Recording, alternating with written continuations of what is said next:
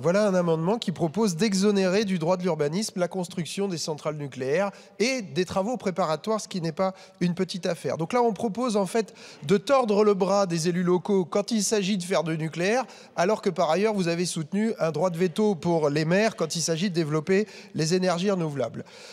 Vous proposez de contourner le droit d'urbanisme pour les travaux préparatoires. Or, la décision finale d'investissement d'EDF sur ce programme de 6 nouveaux réacteurs, elle est attendue pour l'instant pour fin 2026. C'est une recommandation de la Cour des comptes qui a rendu un rapport en janvier qui est accablant du point de vue du bilan de l'EPR partout dans le monde et pas seulement à Flamanville, et très sceptique sur les EPR2. On ne sait toujours pas combien ça va coûter, peut-être 2 fois plus que le premier chiffrage d'EDF. On ne sait pas comment ça va être financé et les plans ne sont toujours pas prêts. En fait, systématiquement, il y a des retards, il y a des surcoûts qui ne sont pas du tout liés au droit de l'urbanisme, mais à des difficultés technologiques et industrielles. Le président Macron vient d'ailleurs déjà d'annoncer un retard de 3 ans alors que les chantiers n'ont pas commencé. Donc moi je pense que la décision la plus sage qui va être prise sur un plan aussi bien climatique que technico-économique, c'est qu'il ne va pas falloir construire ces réacteurs. Donc ce serait dommage d'enclencher des travaux préparatoires et d'exproprier des agriculteurs, de ruiner des terres agricoles au budget. On parle de plus de 300 hectares de terres agricoles qui vont être